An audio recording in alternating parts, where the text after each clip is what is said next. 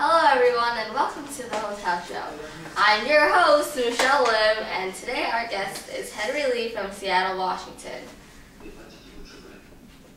Hello Henry, how are you today? I'm fine, thank you. What about you? I'm doing fantastic. So the theme for today is what is worth fighting for. I see that you have a lot of experience in what is worth fighting for. So what do you think is worth fighting for? Well, a lot of things are worth fighting for, and I think it really depends on who you are and what you want. I do think that love and friendship are worth fighting for because when you love somebody, you would do anything for them. For example, I had this really great friend named Keiko. When we were friends during World War II and she was Japanese American, I fought very hard for her friendship. My father absolutely loathed the Japanese because of the war that was going on in China. In fact, he hated the Japanese so much that when he found out that I was friends with Keiko, he reprimanded me for figuratively disowning me and didn't speak to me for a very long time. But even though he hated him so much, I did not stop talking to Keiko because I loved her so much and I was being nonchalant about him ignoring me. Oh, so you think that love and friendship are worth fighting for, even if it goes against your family? That is very admirable. Did your father do anything to ever try to stop your relationship with Keiko?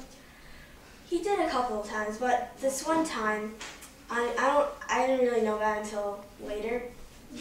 During the war, the Japanese were in a very bad situation. Because of the war with Japan, everyone was suspicious of Japanese Americans. And because of that fear, the Japanese Americans were sent to internment camps. Keiko and I would write letters to each other, but every time I wrote her a letter back, she would take a long time to respond back. And her letter would be about random things that had nothing to do with my letters. While my father was on his deathbed, he said, "I did it for you." At that time, I realized that my father never let my letters be sent. He deliberately sabotaged our relationship because he did not like me being friends with the Japanese Americans. Oh, that is just terrible. Have you ever done anything to go against your father other than the Keiko thing? Well, it kind of has to relate to Keiko, but not really. Well, when this man named Mr. Preston came to my house to negotiate a deal with my father, I had to translate for him because my father did not speak English. Mr. Preston wanted to buy the lot behind the Nishibe Publishing Company, even though it was owned by the Shitami family.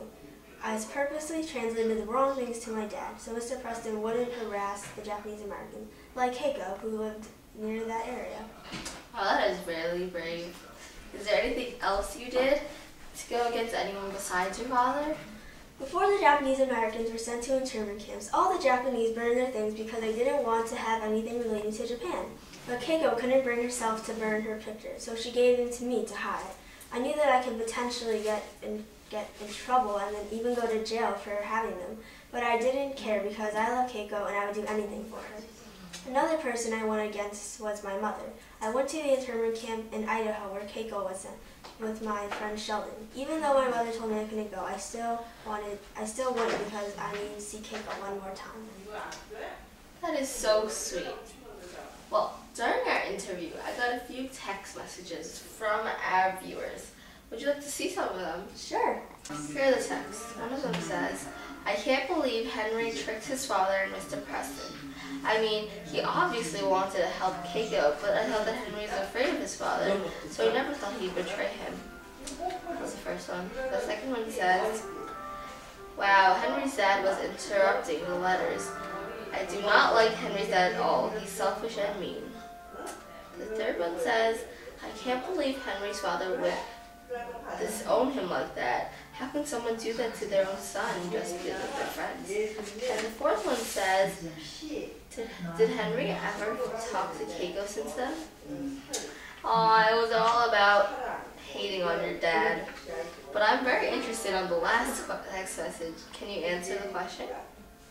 Well, I told my son and his fiancée about Keiko, and they found her for me. She lived in New York City. I went to find her and we talked about our lives.